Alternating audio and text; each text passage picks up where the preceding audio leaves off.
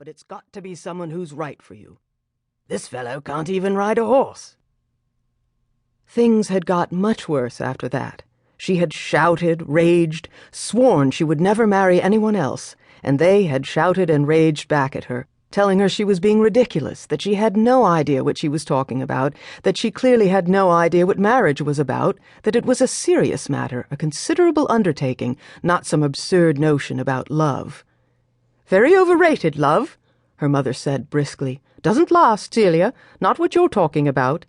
And when it's gone, you need other things, believe me, like a decent home to bring up your children in.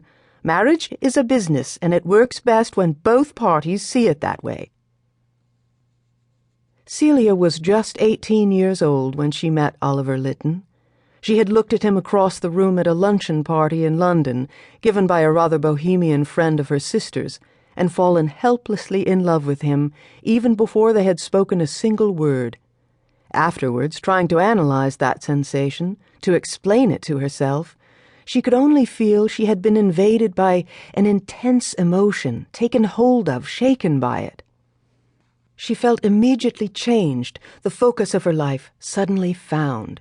It was primarily an emotional reaction to him, a desire to be with him, close to him in every way, not mere physical attraction, which she had experienced to some degree before.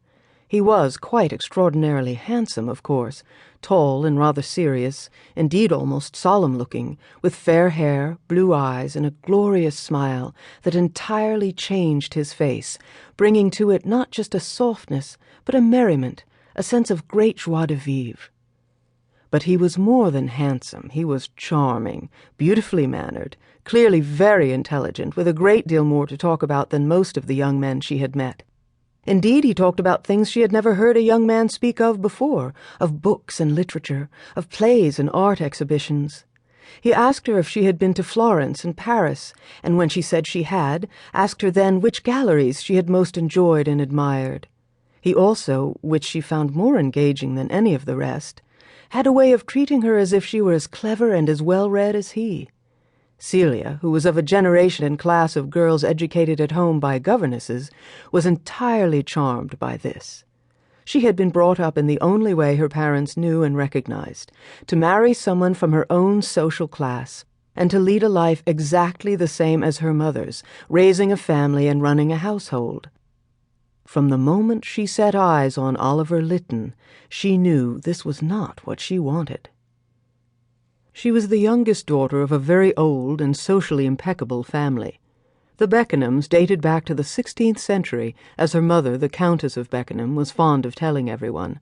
The family had a glorious and quite grand 17th-century house and estate called Ashingham in Buckinghamshire, not far from Beaconsfield, and a very beautiful townhouse in Clarges Street, Mayfair.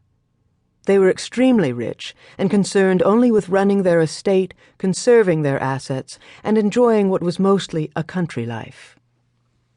Lord Beckenham ran the home farm, hunted and shot a great deal in the winter, and fished in the summer.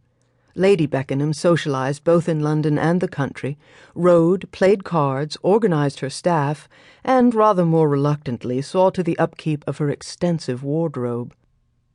Books, like pictures, were things which covered the Beckenham walls and were appreciated for their value rather more than for their content. Talk at the dinner table centered around their own lives rather than around abstract matters such as art, literature, and philosophy. Confronted by a daughter who professed herself, after only 3 months' short acquaintance, to be in love with someone who by their standards was not only a pauper, but almost as unfamiliar to them as a Zulu warrior, they were genuinely appalled and anxious for her. Celia could see that they were entirely serious in their opposition.